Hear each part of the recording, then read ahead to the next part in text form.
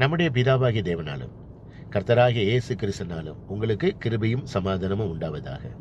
இன்றைக்கு நம்ம என்ன தியானிக்க போறோம்னா, சிமியோன் என்கிற ஒரு மனிதனை குறித்து இன்றைக்கு வேத வசனத்தின் அடிப்படையில் உங்களோட தியானிக்க போறேன். லூக்கா 2வது அதிகாரத்தில் 25வது வசனத்தில் இந்த சிமியோனை பற்றி சொல்லப்பட்டிருக்கிறது. இந்த சிமியோன் எருசலேமில் வாழ்ந்தாப்ல. இந்த சிமியோன் நீதியும் தேவ பக்தி உள்ளவனாக வாழ்ந்து வந்தாப்ல. இந்த சிமியோன் மேசியா வருவதற்கு ஆவலாக எதிர்பார்த்து கொண்டிருந்தாப்ல. இந்த சிமியோன் மேல பரிசுத்தாவி இருந்தாப்ல. நல்லா கேட்டுக்கோங்க, சிமியோன் 3 இடத்துல பரிசுத்தாவியானவர்களை நடத்துறதுனால, ஏவுதல்னால, அறிவிப்பதனால பரிசுத்தாவியான் மூலமாக வழி நடத்தப்படுறாப்ல. என்னன்னு பார்த்தீங்கன்னா, லூக்கா 2வது அதிகாரத்தில் 25, 26, 27வது வசனத்தில் முதலாவது சிமியோன் மேல பரிசுத்தாவி இருந்தார். 2வது, நீ கிறிஸ்து இயேசுவை காண்பதற்கு முன்பாக நீ மரிக்க மாட்டாய், மரணம் அடைய மாட்டாய் என்று பரிசுத்த ஆவியினாலே அவனுக்கு அறிவிக்கப்பட்டிருந்தது. 3வது, பரிசுத்த ஆவியானவருடைய ஏவுதலின்படி அன்றைக்கு அவன் தேவாலயத்தில் வந்திருந்தாப்ல.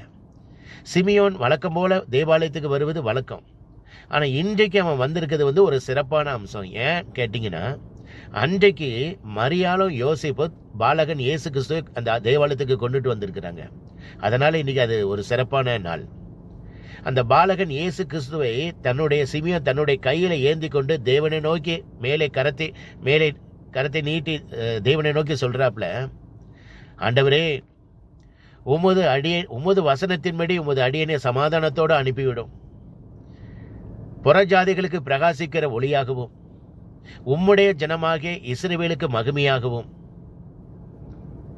தேவரீர் எல்லா ஜனங்களுக்கு முன்பாக ஆயத்தம் பண்ணின உம்முடைய இரட்சணியத்தை என் கண்கள் கண்டதே.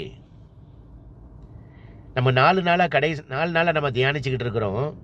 இயேசு கிறிஸ்து பிறக்கும் பொழுது யாரெல்லாம் பார்த்தோம்னு பார்த்தீங்கன்னா, எல்லாருடைய வாழ்க்கையும் பார்த்தீங்கன்னா 3 அம்சங்கள் இருக்கும். ஒன்று அவங்க நீதி உள்ளவர்களாக இருப்பாங்க, அதாவது தேவ பக்தி உள்ளவர்களாக இருப்பாங்க. அவர்களை தான் தேவன் சூஸ் பண்றாரு. இந்த சத்தியத்தின்படி நம்ம தெரிந்து கொள்ள வேண்டிய சத்தியம் என்னன்னா, நம்மளுடைய வாழ்க்கையில சத்திய வேத வசனம் இல்லாம, பரிசுத்த ஆவியானவருடைய ஏவுதல் இல்லாம இருந்ததுன்னு வச்சுக்கோங்களேன், நம்ம வாழ்க்கை தாறுமாறாக ஆயிரும். நம்மளுடைய வாழ்க்கையில வேதங்கிற சத்திய வசனம் கண்டிப்பாக இருக்கணும். ஒவ்வொரு நடவடிக்கையும் பரிசுத்த ஆவியானவருடைய ஏவுதலின்படி நம்மளுடைய வாழ்க்கை நடக்க வேண்டும்.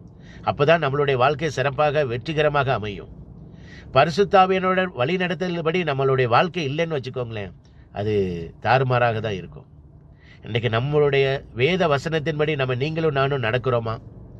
பரிசுத்த ஆவியானோடைய ஏவுதலின்படி நம்ம இன்னைக்கு நடக்கிறோமா? அதை நம்ம தான் சிந்தித்துக் கொள்ளணும். கர்த்தர் உங்களை ஆசீர்வதிப்பாராக. இந்த உலகத்தில் உண்மையான ஒரே ஒரு தெய்வம் இயேசு கிறிஸ்து ஒருவர் மட்டுமே. இயேசு கிறிஸ்து சீக்கிரத்தில் வரப்போகிறார். உங்கள் பாவத்தை விட்டு மனம் திரும்புங்கள். பரலோக ராஜ்யம் சமீபத்திருக்கிறது. கர்த்தருக்கே மகிமை உண்டாவதாக. ஆமேன். அல்லேலூயா.